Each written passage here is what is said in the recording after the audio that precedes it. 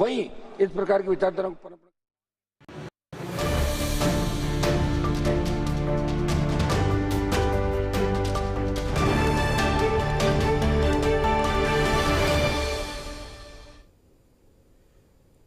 బెజవాడ కేంద్రంగా ఉన్న దశాబ్దాల చరిత్ర గల బ్రిటిష్ కట్టడం ఇక కనుమరుగు కాబోతోంది.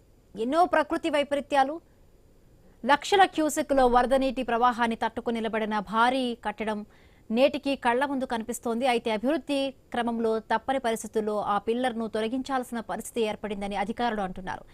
గ్రౌండ్ ట్రక్ లైన్ చరిత్రకు పునాది వేసిన పిల్లర్లు ఇకపై కుప్పకూలుతూ ఉన్నాయి. దక్షిణ భారత రైల్వే విస్తరణలో కీలక పాత్ర పోషించిన ఆ వంతెన ఇప్పటికే కనుమరుగైంది. కాగా ఇప్పుడు ఆ వంతెన కోసం వేసిన పిల్లర్లు సైతం ఇక నేలమట్టం కాబోతున్నాయి. విజయవాడ రైల్వే బ్రిడ్జ్ పిల్లర్లపై ఐ న్యూస్ ప్రతినిధి హరీష్ అందిస్తున్న గ్రౌండ్ రిపోర్ట్ చూద్దాం.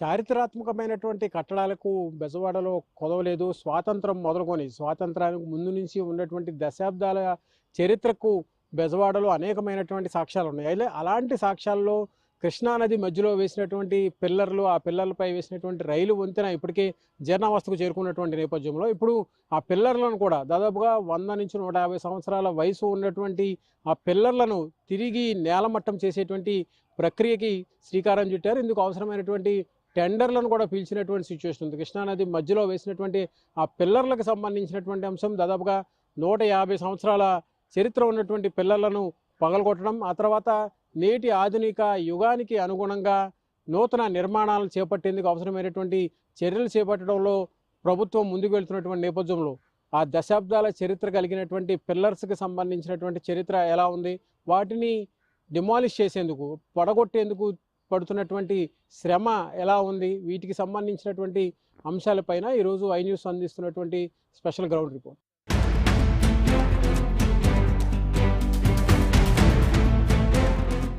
విజయవాడ నగరంలో పేరు చెప్పగానే ముందుగా గుర్తుకొచ్చేది ఒకవైపు కృష్ణమ్మ, మరోవైపు దుర్గమ్మ.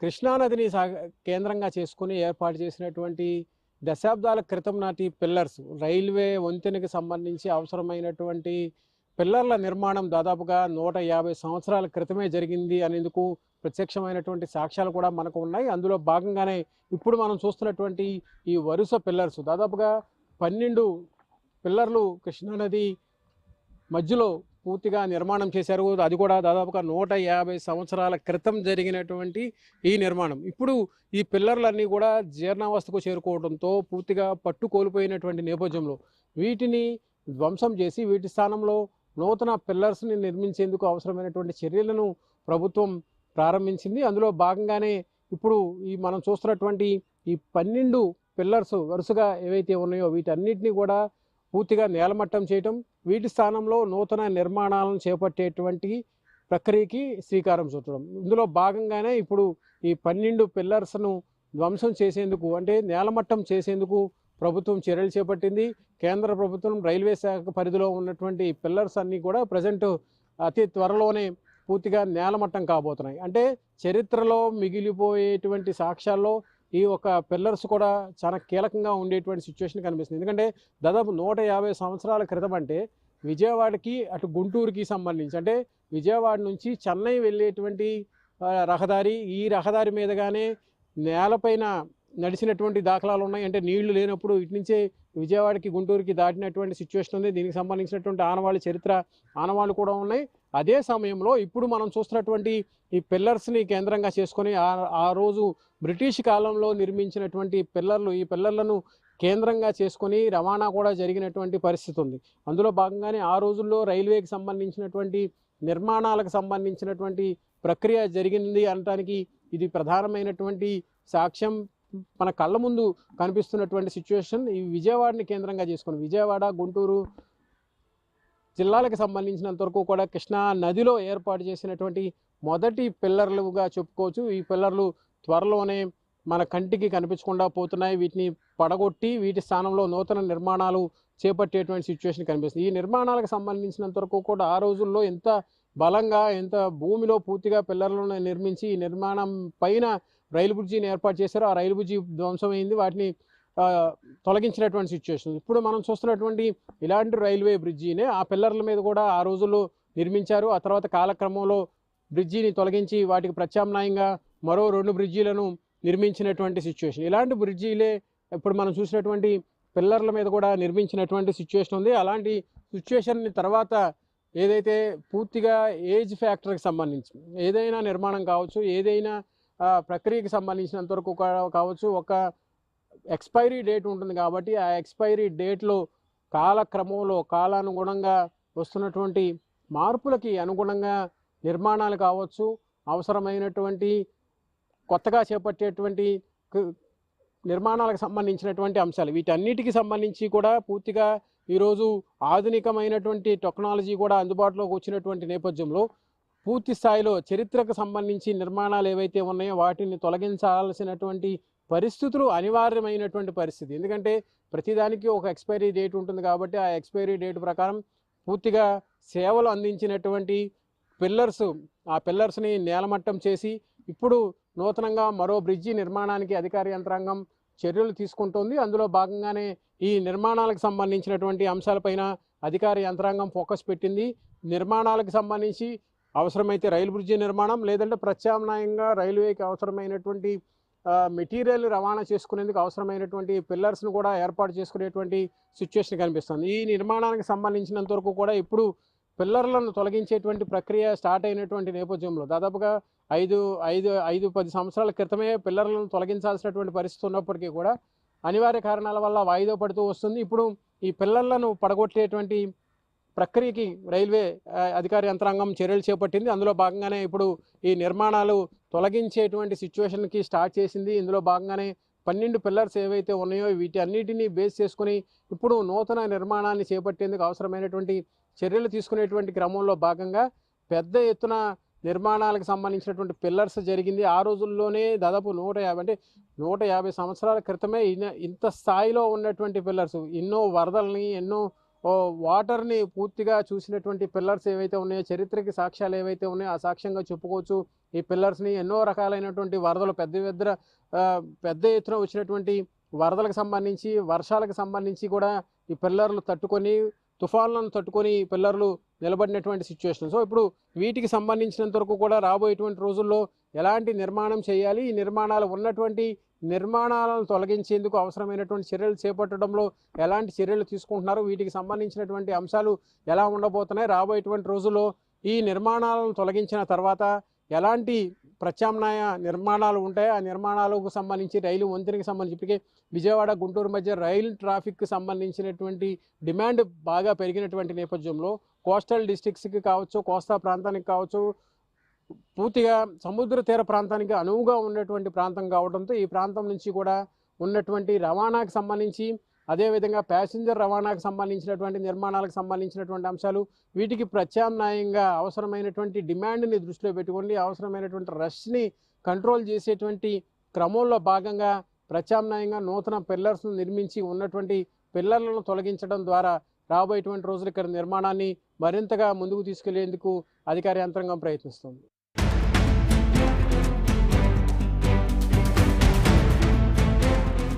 ఒకటి కాదు, రెండు కాదు, దాదాపుగా 150 సంవత్సరాలు. అంటే ఊహించడానికి కూడా అంత ఈజీ అయ్యేటువంటి సిచ్యువేషన్ కాదు. కానీ అలాంటి నిర్మాణం బ్రిటిష్ కాలంలో జరిగింది. ఇప్పుడు ఆ బ్రిటిష్ కాలంలో జరిగినటువంటి నిర్మాణాన్ని పూర్తిగా నేలమట్టం చేయాల్సినటువంటి పరిస్థితి ఏర్పడింది. ఎందుకంటే చరిత్రలో పెద్ద ఎత్తున జరుగుతున్నటువంటి నిర్మాణాలన్నీ ఒక ఎత్తు అయితే కనుక ఈ నిర్మాణాలకి సంబంధించినంత వరకు కూడా ఇప్పటికీ కూడా ఇవన్నీ కూడా చెక్కు చెదరని నిర్మాణాలుగా ఉన్నటువంటి సిచ్యువేషన్ కనిపిస్తుంది. ఎందుకంటే బ్రిటిష్ కాలంలో అసలు టెక్నాలజీ కూడా లేనటువంటి రోజులు 150 సంవత్సరాల క్రితం అంటే ఊహించడానికి కూడా సాధ్యం కానినటువంటి పరిస్థితి. అలాంటి పరిస్థితులు, అలాంటి సిచ్యువేషన్ ఉన్నటువంటి ఈ నిర్మాణాలు ఏవైతే ఇప్పుడు మనం చూస్తున్నామో ఈ నిర్మాణాలకు సంబంధించినంత వరకు కూడా ఇప్పుడు ఆశ్చర్యం కల్పించేటువంటి పరిస్థితి మనకు కనిపిస్తుంది. ఎటు చూసినా కానీ ఈ పిల్లర్స్కి సంబంధించినటువంటి నిర్మాణం, ఇందులో వాడినటువంటి రాయికి సంబంధించి ఇప్పటికీ కూడా ఎక్కడా కూడా చెక్కు చెదరనటువంటి సిచ్యువేషన్ ఏర్పడుతుంది. ఊహించడానికి కూడా, చూసేందుకు కూడా ఒక రకంగా ఎగ్జైట్మెంట్ అవుతున్నటువంటి సిచ్యువేషన్ కనిపిస్తుంది. ఎందుకంటే ఇలాంటి నిర్మాణాలు ఇటీవల కాలంలో టెక్నాలజీ డెవలప్ అయింది, పెద్ద ఎత్తున ఆధునిక సాంకేతిక పరిజ్ఞానం అందుబాటులోకి వచ్చిన సమయంలో ఇంత పెద్ద ఎత్తున నిర్మాణాలు చేస్తుంటే దాదాపుగా 150 సంవత్సరాల క్రితమే ఇలాంటి నిర్మాణాలకు సంబంధించినటువంటి అంశం ఒకటి జరిగింది. వాటిని ఇప్పుడు నేలమట్టం చేయాల్సినటువంటి పరిస్థితి ఏర్పడింది. ఎందుకంటే పూర్తిగా ఎక్స్పైరీ అయిపోయిన తర్వాత వాటిని వినియోగించడానికి కూడా సైంటిఫిక్గా కూడా ఇంజనీరింగ్ అధికారులు కూడా యాక్సెప్ట్ చేయలేనటువంటి సిచ్యువేషన్ ఉంటుంది. సో అలాంటి సిచ్యువేషన్స్లో అనివార్యమైనటువంటి పరిస్థితుల్లో, తప్పని పరిస్థితుల్లో మాత్రమే ఇలాంటి నిర్మాణాలను పడగొట్టాల్సినటువంటి పరిస్థితి ఉంటుంది. అందులో భాగంగానే ఇప్పుడు ఈ నిర్మాణాలు ఏవైతే జరిగినాయో వాటికి సంబంధించినటువంటి డెమాలిసేషన్ అంటే పడగొట్టేటువంటి ప్రక్రియకి సంబంధించినటువంటి అంశం ఇప్పుడు మనం చూస్తున్నాం. ఇలాంటి నిర్మాణాలు ఇప్పుడు కూడా చరిత్రలో అనేక రకమైనటువంటి పరిస్థితులు మనం చూసినప్పటికీ కూడా ఇప్పుడు ఈ నిర్మాణాలకు సంబంధించినటువంటి అంశాలు ఇప్పటికీ కూడా ఎక్కడ కూడా ఒక చిన్న క్రాక్ కూడా మనకి కనిపించినటువంటి సిచ్యువేషన్. ఇక్కడ మనం చూసినటువంటి ఈ రాయి పూర్తిగా మొత్తం ఒకే రాయి, అంటే ఆ మొదల నుంచి ఈ మొదల వరకు కూడా ఒకే రాయి, 2 రాయిలు ఏర్పాటు చేశారు, మధ్యలో కొంతవరకు సిమెంట్ బీడింగ్ చేశారు. అంతే. ఆ నిర్మాణం ఇప్పటి వరకు కూడా ఇన్ని సంవత్సరాలైనా కానీ ఇప్పటికీ కూడా ఎంత ఎత్తున నిర్మించినటువంటి ఈ నిర్మాణం కృష్ణానది పరివాహక ప్రాంతంలో పెద్ద ఎత్తున వరదలు, తుఫాను, ప్రకృతి వైపరీత్యాలు కూడా చూసినటువంటి చరిత్ర వీటికి ఉంటుంది. ఇప్పుడు మనం చూస్తున్న ఈ నిర్మాణం, ఈ పిల్లర్ ఏదైతే ఉందో ఈ పిల్లర్ అంతా కూడా ఇప్పుడు కృష్ణానది పరివాహక ప్రాంతం, కృష్ణానది ప్రాంతంలో ఏర్పాటు చేసినటువంటి నిర్మాణానికి సంబంధించినటువంటి ప్రక్రియ. దశాబ్దాల చరిత్ర కలిగినటువంటి ఇలాంటి నిర్మాణాలు పూర్తిగా ఇప్పుడు రైల్వే పరిధిలో ఉన్నటువంటి నేపథ్యంలో రైల్వేకి సంబంధించినటువంటి నిర్మాణాలు, రైల్వే కార్యకలాపాలు చేసినటువంటి సిచ్యువేషన్ కనిపించినటువంటి నేపథ్యంలో ఇప్పుడు ఈ నిర్మాణాలన్నింటినీ కూడా తప్పని పరిస్థితుల్లో జీర్ణావస్థకు వచ్చినటువంటి నేపథ్యంలో అనివార్యమైనటువంటి కారణాలతో ఇప్పుడు వీటిని పడగొట్టాల్సినటువంటి పరిస్థితి ఏర్పడింది. అందులో భాగంగానే ఈ నిర్మాణాలకు సంబంధించి కృష్ణానది పరివాహక ప్రాంతం పైన ఏర్పాటు చేసినటువంటి కట్టడాలన్నీ కూడా, ఈ పిల్లర్స్ అన్నీ కూడా ఇప్పుడు నేలమట్టం అవుతున్నటువంటి సిచ్యువేషన్ మనకు కనిపిస్తుంది. ఈ నిర్మాణానికి సంబంధించినంత వరకు కూడా ఇప్పటికీ కూడా ఈ చరిత్రకు సంబంధించినటువంటి అంశాలు ఏవైతే ఉన్నాయో వాటన్నిటికీ కూడా రైల్వే శాఖకు సంబంధించినటువంటి వద్ద పూర్తి స్థాయిలో రికార్డులు ఉన్నాయి. టెండర్లను పిలిచారు. టెండర్లను పిలిచి పూర్తిగా పారదర్శకంగా పడగొట్టడానికి కూడా నిర్మాణం చేయడానికి ఎంత కష్టపడాలో పడగొట్టడానికి కూడా అంతకంటే ఎక్కువగా కష్టపడాల్సినటువంటి పరిస్థితి ఉంది. ఈ రోజుల్లో అందుబాటులోకి వచ్చినటువంటి జేసీబీలు కావచ్చు, ప్రొక్లైన్స్ కావచ్చు, వీటికి సంబంధించినటువంటి నిర్మాణాలు ఏవైతే ఉన్నాయో వాటన్నిటినీ అందుబాటులోకి వచ్చినటువంటి రోజుల్లోనే వీటిని పడగొట్టడానికి నానా అవస్థలు పడాల్సినటువంటి పరిస్థితి ఏర్పడింది. టెండర్లు పిలిచి వీటిని కృష్ణానది పరివాహక ప్రాంతంలో ఉన్నటువంటి పరిస్థితులకు అనుగుణంగా పక్కన ఉన్నటువంటి మిగిలినటువంటి నిర్మాణాలు, అంటే రైల్వేకి సంబంధించినటువంటి అత్యంత కీలకమైనటువంటి కార్యకలాపాలు జరిగితే ఒకవైపు విజయవాడ రైల్వే స్టేషన్ ఉంది, ఇంకోవైపు విజయవాడ గుంటూరు ట్రాఫిక్ అంతా కూడా ఇదే రహదారి మీదుగా వెళ్లాల్సినటువంటి పరిస్థితి ఉంటుంది. వీటిని కంట్రోల్ చేసుకుంటూ ముందుకు వెళ్ళేటువంటి క్రమంలో భాగంగా అధికార యంత్రాంగం ముందస్తు జాగ్రత్తలు తీసుకోవడం ద్వారా భవిష్యత్తులో ఎలాంటి ఇబ్బందులు రాకుండా మిగిలినటువంటి పిల్లర్స్కి ఎటువంటి డ్యామేజ్ జరగకుండా వాటి నిర్మాణాలకి, వాటి పునాదులకు సంబంధించినటువంటి వ్యవహారం పైన కూడా ప్రత్యేకమైనటువంటి కాన్సన్ట్రేషన్ చేస్తూ ఆ కాన్సన్ట్రేషన్కి అనుగుణంగా భద్రతాపరమైనటువంటి చర్యలు తీసుకోవడం ద్వారా రైల్వేకి సంబంధించినటువంటి ఇతర నిర్మాణాలు, పిల్లర్లు కావచ్చు, బ్రిడ్జి కావచ్చు, ఉన్నటువంటి నిర్మాణాలు ఏవైతే ఉన్నాయో వాటన్నిటినీ కూడా పరిరక్షించుకుంటూ పూర్తిగా దశాబ్దాల చరిత్ర కలిగినటువంటి నిర్మాణాలకు సంబంధించినటువంటి బ్రిడ్జి ఏదైతే ఉందో ఆ బ్రిడ్జిని ఇప్పుడు నేలమట్టం చేయాల్సినటువంటి పరిస్థితి ఏర్పడింది. ఇప్పుడు అందులో భాగంగానే ఈ బ్రిడ్జికి సంబంధించినటువంటి నిర్మాణానికి సంబంధించినటువంటి ప్రక్రియ, తొలగించేటువంటి ప్రక్రియని అధికారులు స్టార్ట్ చేశారు. పిల్లర్లు, కృష్ణానది మధ్యలో ఉన్నటువంటి పిల్లర్లు అంతా ఒక ఎత్తు అయితే కనుక ఇక్కడ రైల్వేకి సంబంధించి కృష్ణానది స్టార్టింగ్లో ఏర్పాటు చేసినటువంటి ఈ భారీ కట్టడం ఇప్పటికీ కూడా ఎక్కడా కూడా ఎలాంటి క్రాక్కు లేదు. పైగా పూర్తిగా ఇదంతా కూడా రాతి కట్టడంతో నిర్మించినటువంటి కట్టడం కావడంతో దీన్ని తొలగించడానికి, అదేవిధంగా చుట్టుపక్కల ఉన్నటువంటి పిల్లర్స్ని కాపాడుకోవడానికి కూడా అధికార యంత్రాంగం విశ్వ ప్రయత్నాలు చేయాల్సినటువంటి సిచ్యువేషన్ మనకు కనిపిస్తుంది.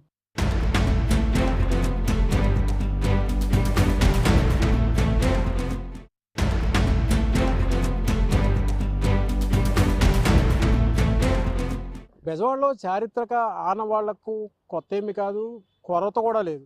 అంటే చరిత్రకు సంబంధించినటువంటి అంశాలు, అంటే స్వాతంత్రం ముందు నుంచి, అదేవిధంగా స్వాతంత్రం తర్వాత గాంధీ నడయాడినటువంటి ప్రాంతాలు, ఈ ప్రాంతాలతో పాటుగా చరిత్రలో నిలిచిపోయేటువంటి మ్యూజియాలతో సహా ఇలాంటి రకరకాల ఎంతో చెప్పుకోదగినటువంటివి విశిష్టత కలిగినటువంటి నిర్మాణాలు కూడా అనేకమైనవి మనం చూసాం. అయితే ఇప్పుడు ఇక్కడ చూస్తున్నటువంటి నిర్మాణానికి మాత్రం చాలా ప్రత్యేకత ఉందని చెప్పుకోవాలి. ఎందుకంటే ఎటువంటి సాంకేతిక పరిజ్ఞానం లేనటువంటి రోజుల్లో, అంటే కనీసం వీధి దీపాలు కూడా లేనటువంటి రోజుల్లో బ్రిడ్జి నిర్మాణం అంటే ఆషామాషి వ్యవహారం కాదు. దాదాపుగా 100-150 సంవత్సరాలకు సంబంధించినటువంటి చరిత్రకు సంబంధించినటువంటి ఆనవాళ్ళగా చెప్పుకునేటువంటి ఈ పిల్లర్స్కి సంబంధించినటువంటి ఒక రకమైనటువంటి అట్రాక్షన్ ప్రజెంట్ బెజవాడ వాసులతో పాటు చుట్టుపక్కల రైల్లో ప్రయాణించేటువంటి ప్రయాణికులను కూడా ప్రత్యేకంగా ఆకర్షిస్తున్నటువంటి సిచ్యువేషన్ మనకు కనిపిస్తుంది. ఎందుకంటే ఈ నిర్మాణాలకు సంబంధించి పడగొట్టాల్సినటువంటి అవసరం ఎందుకు వచ్చింది అనేటువంటి ఒక సందేహం ఎవరికైనా సరే సాధారణంగా చూస్తే వచ్చినటువంటి సిచ్యువేషన్. కానీ ఎక్స్పైరీ డేట్ అనేది ప్రతిదానికి ఉంటుంది కాబట్టి చరిత్రకి ఆనవాళ్ళుగా చెప్పుకోదగినటువంటి నిర్మాణాలు అయినప్పటికీ కూడా తప్పని పరిస్థితిలో ఇవి జీర్ణావస్థకు చేరుకున్న తర్వాత వాటిని తొలగించక తప్పని పరిస్థితి ఏర్పడింది. అందులో భాగంగానే ఇప్పుడు ఈ నిర్మాణాలు ఏవైతే 12 పిల్లర్స్ ఏవైతే ఉన్నాయో వాటికి సంబంధించినటువంటి నిర్మాణాలకు సంబంధించినటువంటి తొలగింపుకు సంబంధించినటువంటి ప్రక్రియని అధికార యంత్రాంగం స్టార్ట్ చేసింది. వాస్తవంగా 5 నుంచి 7 ఏళ్ల క్రితంలోనే ఈ నిర్మాణానికి సంబంధించినటువంటి తొలగింపుకు సంబంధించినటువంటి ఆదేశాలు వచ్చినప్పటికీ కూడా ఆ తర్వాత ప్రకృతి వైపరీత్యాలు, అంటే పెద్ద ఎత్తున వచ్చినటువంటి వరదలు కావచ్చు, కొంతవరకు అందుబాటులో లేనటువంటి మెషినరీ కావచ్చు, ఇలా రకరకాలైనటువంటి కారణాలతో ఎప్పటికప్పుడు ఈ పిల్లర్లకు సంబంధించినటువంటి నిర్మాణాలు తొలగించడం అంత ఈజీ కానటువంటి సిచ్యువేషన్ ఏర్పడింది.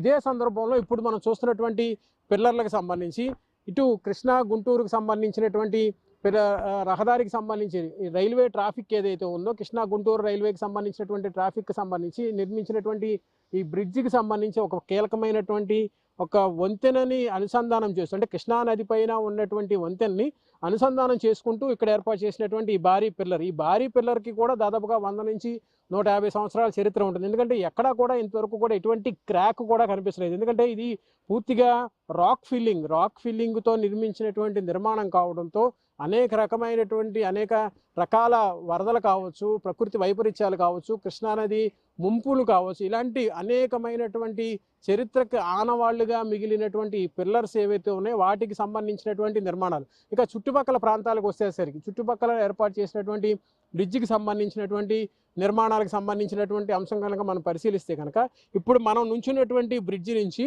అటువైపు విజయవాడ వైపు వెళ్ళేటువంటి ట్రాఫిక్కి సంబంధించి పూర్తిగా మాన్యువల్గా రైళ్లు ప్రయాణాలు జరిగేటువంటి రోజుల్లో ఈ బ్రిడ్జికి సంబంధించి ఈ పిల్లర్కి సంబంధించినటువంటి ఉపయోగం జరిగింది అనేటువంటి ఒక చరిత్ర కూడా మనకి కనిపిస్తున్నటువంటి సిచ్యువేషన్ కనిపిస్తుంది.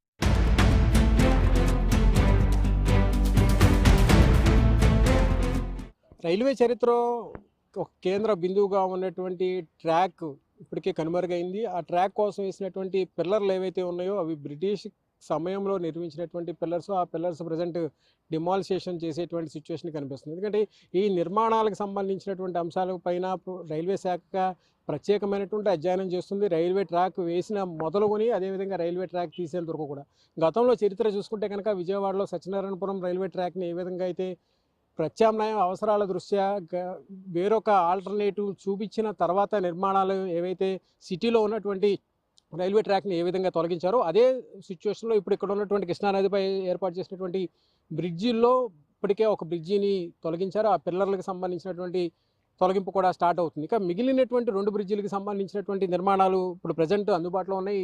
ఈ నిర్మాణాల ద్వారానే ఇటు విజయవాడ నుంచి చెన్నై, విజయవాడ నుంచి కోల్కతా వరకు కూడా రైల్వే ట్రాక్కి సంబంధించినటువంటి నిర్మాణాలకు సంబంధించినటువంటి రాకపోకలు, ప్యాసింజర్ రవాణా, గూడ్స్ రవాణాకి సంబంధించినటువంటి అంశాలు రైల్వే శాఖ కేంద్ర బిందువుగా జరుగుతున్నటువంటి సిచ్యువేషన్ మనం చూస్తాం. మనతో మాట్లాడిన కొంతమంది స్థానికులు కూడా ఉన్నారు. అంటే వాళ్ళ ఫీలింగ్స్ ఎలా ఉన్నాయి? ఇన్ని సంవత్సరాల నుంచి ఉన్నటువంటి పిల్లర్ ఇప్పుడు కళ్ళ ముందు నేల కొలుగుతుంది, చరిత్రలో మిగిలిపోతున్నటువంటి సిచ్యువేషన్ ఎలా చూస్తారు? ఇక్కడ ఉన్నటువంటి పరిస్థితి ఇక్కడ మీరు చూశారు, పిల్లర్స్కి సంబంధించినటువంటి నిర్మాణాలు తొలగిస్తున్నటువంటి పరిస్థితి, మీకున్నటువంటి అవగాహన ఏంటి? మీరు చూసినటువంటి పరిస్థితులు ఎలా ఉన్నాయి?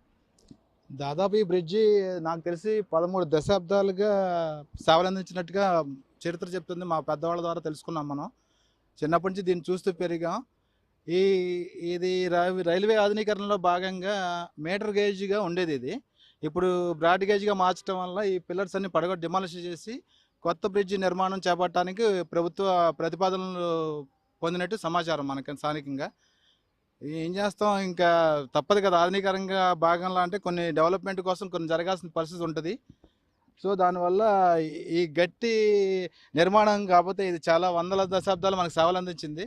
ఇప్పుడు తప్పదు కాలగర్భంలో కలిసిపోవాల్సిన పరిస్థితి వచ్చింది. మనం చిన్నప్పటి నుంచి చూసాం, చాలా దాంతో అనుభవంతో ఉంది. ఇక్కడ కృష్ణా కెనాల్ జంక్షన్ ఉంది పక్కనే, అంతా ఉంది. ఈ ట్రాక్ గూడూరు వరకు ఎక్స్టెన్షన్ చేయడానికి కన్నా ప్రతిపాదన చేసినట్టుగా సమాచారం నాకు తెలిసి. సరే మంచిదే, కాకపోతే దాంతో స్ట్రాంగ్గా ఉంటుందా లేదా, ఇప్పుడున్న డిపిఆర్లు ఎలా తీస్తారనేది మనకి చూడాలి, ఇంకా వేచి చూడాలి. ఈ నిర్మాణం అయితే చాలా దశాబ్దాలు మనకి చావాలందించింది. మీటర్ గేజ్లో భాగంగా ఇది తొలగిస్తారని తెలిసింది. ఇప్పుడు బ్రాడ్ గేజ్ వచ్చింది, సిస్టమ్ అంతా మారింది, రైల్వేలో అప్డేటేషన్ వచ్చింది. కాబట్టి ఇది ఒక రకంగా మంచిదే అనుకోవాలి. కాకపోతే పాత దాంతో ఉన్న అనుబంధం దృష్ట్యా కొంచెం బాధాకరంగా ఉంటుంది.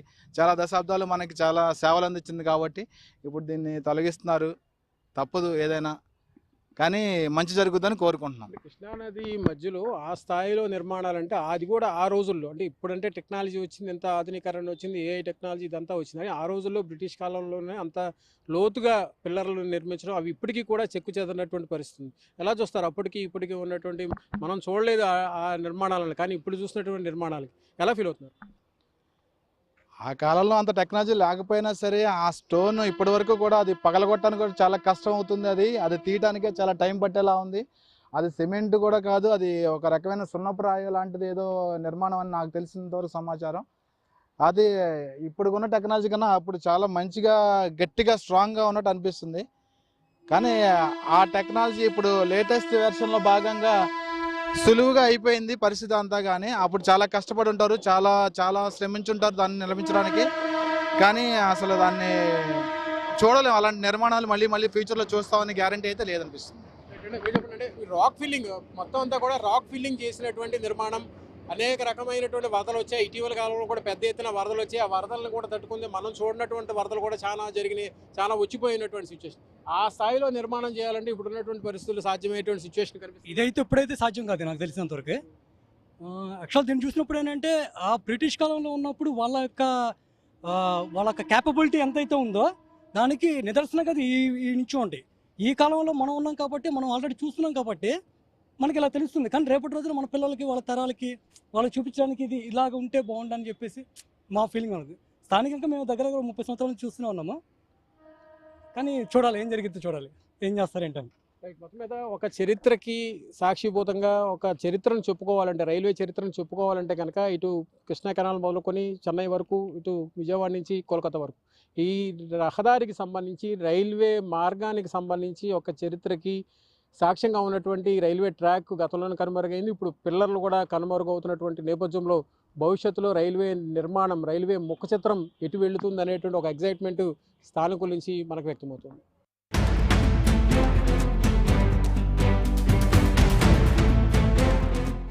చరిత్రలో ఒక అసాధారణ నిర్మాణం ప్రజెంట్ కాలగర్భంలో కలిసిపోయేటువంటి సిచ్యువేషన్ మనకు కనిపిస్తుంది. ఆఖరికి రైల్వే శాఖకు సంబంధించినటువంటి చరిత్రలో కూడా, రైల్వే సంబంధించినటువంటి హిస్టరీలో కూడా కృష్ణానదిపై నిర్మించినటువంటి నిర్మాణాల్లో ఈ నిర్మాణానికి ఒక ప్రత్యేక స్థానం ఉంటుంది. ఎందుకంటే ఇది బ్రిటిష్ కాలం నుంచి ఉన్నటువంటి బ్రిడ్జి, బ్రిటిష్ కాలంలో నిర్మించినటువంటి వంతెనకి సంబంధించి ఏర్పాటు చేసినటువంటి పిల్లర్స్. వంతెన గతంలోనే తొలగించారు, ఇప్పుడు పిల్లర్ని కూడా తొలగించాల్సినటువంటి పరిస్థితి ఏర్పడింది. ఎందుకంటే ఈ పిల్లర్కి సంబంధించినటువంటి సామర్థ్యం నిర్మించిన తర్వాత ఒక ఎక్స్పైరీ డేట్ ఇస్తారు. ఆ ఎక్స్పైరీ డేట్ తర్వాత వాటిని తప్పనిసరిగా తొలగించాల్సినటువంటి సిచ్యువేషన్ కనిపిస్తుంది. కానీ ఇప్పటికీ కూడా ఈ పిల్లర్కి సంబంధించినటువంటి నిర్మాణం చూస్తే కనుక అందరినీ కూడా ఆశ్చర్యానికి గురి చేస్తున్నటువంటి సిచ్యువేషన్ మనకు కనిపిస్తుంది.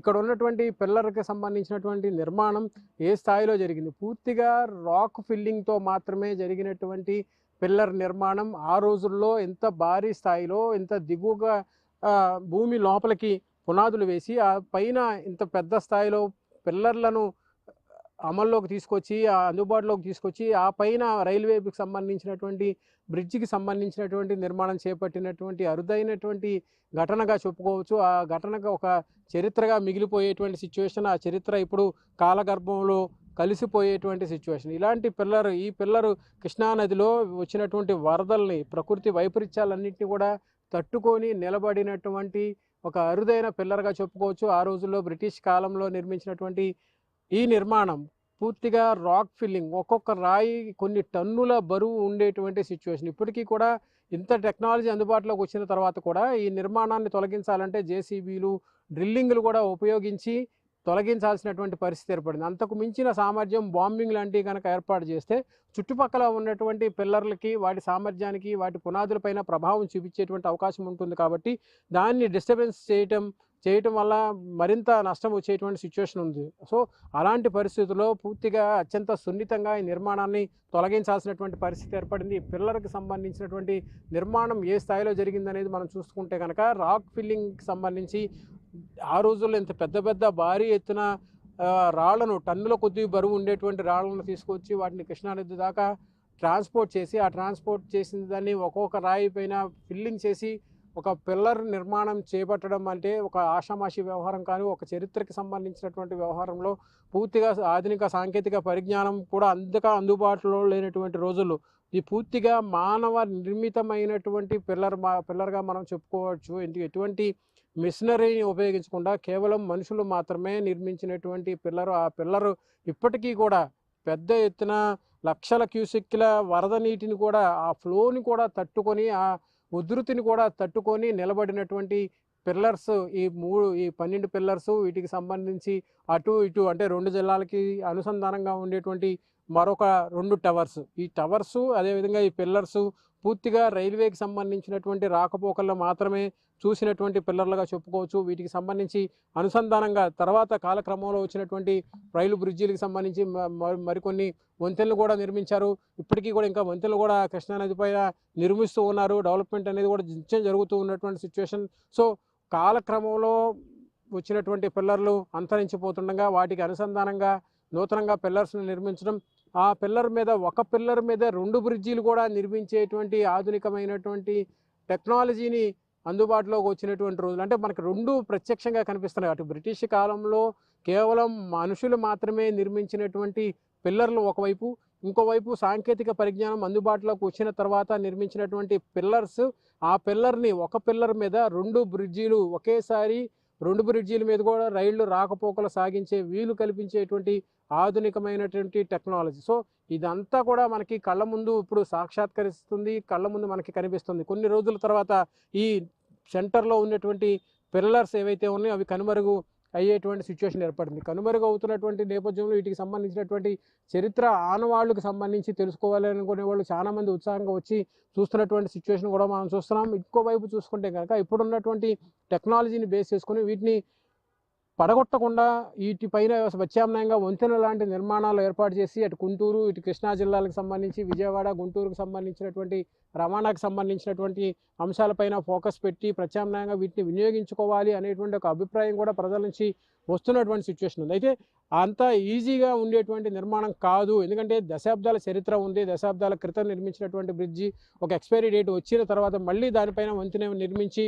దాన్ని వినియోగించడం అంటే అది ఎంతవరకు కూడా ఫీజిబిలిటీ ఉంటుంది, టెక్నికల్గా ఎంతవరకు ఫీజిబిలిటీ ఉంటుంది అనేది కూడా చెప్పలేనటువంటి పరిస్థితుల్లో ఉన్నటువంటి నేపథ్యంలో ఇక రాబోయేటువంటి రోజుల్లో మరికొద్ది రోజుల్లోనే ఈ చరిత్రకు సంబంధించినటువంటి ఆనవాళ్లు కాల గర్భంలో కలిసిపోబోతున్నాయి. దశాబ్దాల చరిత్ర, బ్రిటిష్ కాలం నాటి బ్రిటిషులు నిర్మించినటువంటి రైలు వంతెన, అదేవిధంగా రైలు బ్రిడ్జికి సంబంధించినటువంటి పిల్లర్స్, దానికి అనుసంధానంగా 2 వైపులా ఉన్నటువంటి టవర్స్, ఇవన్నీ కూడా త్వరలో కాలగర్భంలో కలిసిపోతున్నటువంటి నేపథ్యంలో చరిత్రకి సాక్ష్యంగా చెప్పుకునేటువంటి పిల్లర్స్ అన్నీ కూడా ప్రజెంట్ హిస్టరీ చరిత్రలో మాత్రమే ఇకపై కనిపించేటువంటి అవకాశం కనిపిస్తుంది. విత్ కెమెరా పర్సన్ కిషోర్తో హరీష్, ఐ న్యూస్, అమరావతి.